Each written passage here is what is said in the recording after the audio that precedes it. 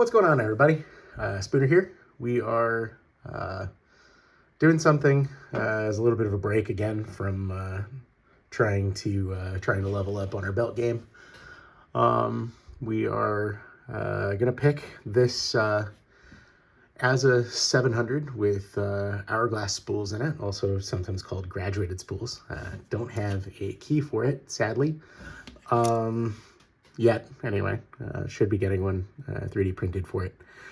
But a really fun pick. There's a taper in chamber 7, and then 6 graduated spools that you got to pick. I noticed they don't have as much of a dramatic counter rotation as a standard spool that kind of looks like a column does. These kind of look like, as the name suggests, hourglass. Real quick, I did get some new toys. Got some multi-pick tensioners and picks that I have wanted for a while. I've had an eyeball, and so pulled the trigger on those to kind of treat myself as been going through the belt grind. So we're gonna pick this with a multi-pick. It's a PN 06. It's a 6 mil. I think this is called a hook number 1, I want to say. But I'll throw it in our handle here, and then we're going to use a 1.3 mil flush pry bar. I really like these flush pry bars. That was one of the main selling points for me for multi-pick, in addition to the fact that the picks are nice quality and all of that. As I don't have a key for this, we're just going to give this a little bit of raking, and then we'll pick it. So pop back here to the back and pop that taper. So we got some core rotation there. Now we'll start on 1. Get that CR. Get it back. You notice we didn't come back, which means we probably dropped our taper. So we're going to pop back to the back and pop that again. You can see we got our core rotation again. We're going number 2.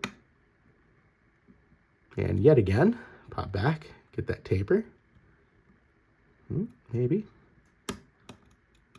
Where is she? Didn't drop 1. I think 2's not completely set, or maybe we overset a little. What happened? There we go. Okay. It was the taper. It just hadn't come far enough down yet. Around 3. We got our core rotation again, which means our taper didn't unset. Kind of wiggle under 4. Give that a pop. Wiggle under 5. Give that a pop. And you can see we're like really, really rotated now. And just gentle, gentle, gentle. 6. Dropped our taper. Back to the back. Come on. Some things messed up. Where are you? Is it you? There we are. Okay. It was 5. 5 drop back down. That was our problem. So there's our turn core, and I try to be careful about this. So I already tried to film this once, and had the C-clip in a slightly different configuration than I've got it now. And when I tried to pull it off, I ended up relocking it. And well, when you do that, you can't shim it. So I'm gonna hold that kind of nicely, give that a pull. Core is still rotated. Grab us a core shim. Get that nice and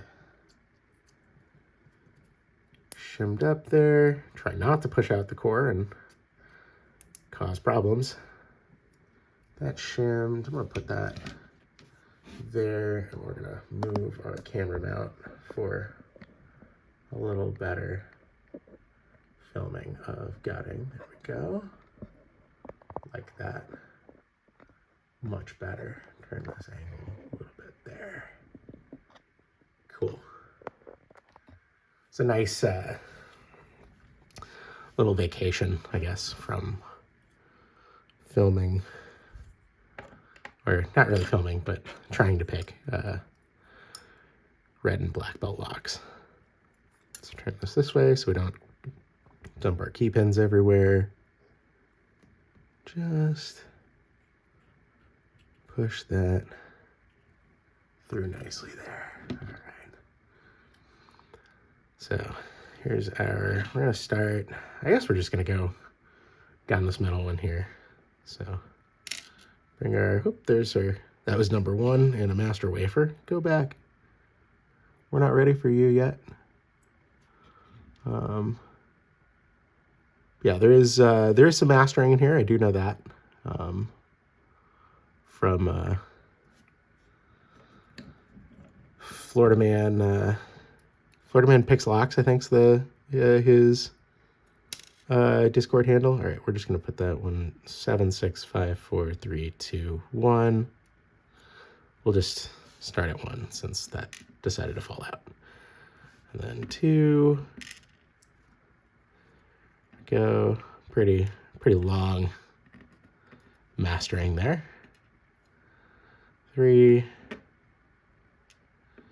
can see there's a master wafer stuck to the driver. There we go. 4.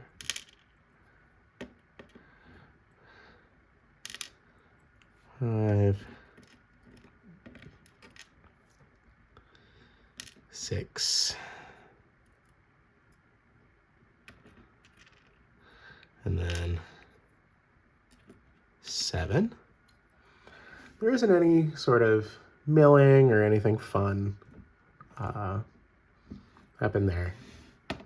Put that down there, and then show you these graduated spools, or hourglass spools, however you want to call them. So there's one, and you can see here as we're pulling that out, it's got kind of this hourglass shape to it. It's a little gentler than your typical spool. Pull that spring out too.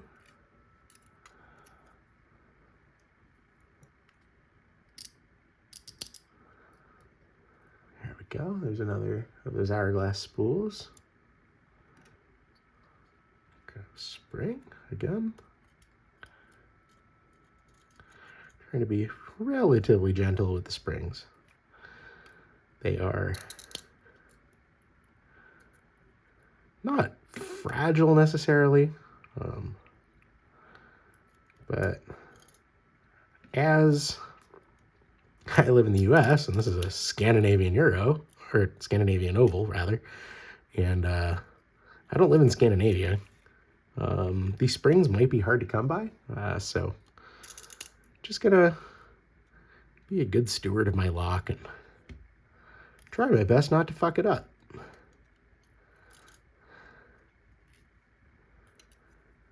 Back to 6, another spool. Give you guys a close-up on these pins too, or at least try to without hitting a button, taking my phone out of its mount. Have done that the last couple of times I've tried to film. And there's that tapered driver we were talking about back there in 7 that we were having to set. This is one of the more fun locks in my collection, at least for ones that I've successfully opened. I've got a lot of fun locks that I can get kind of far into, but then kind of lose. So let me grab you out of here real quick, bring you around.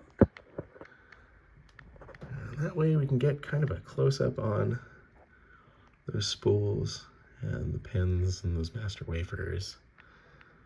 Nothing really fun in the plug or anything like that. But anyway, thanks for joining me today. Hope you guys enjoyed this. This is a really fun lock. If you have the opportunity to pick one up, I highly recommend it. And if you are going for your blue belt and you're looking at maybe I want to pick a 98 Pro or a Lockwood 334 B45, which is what I picked for Blue Belt.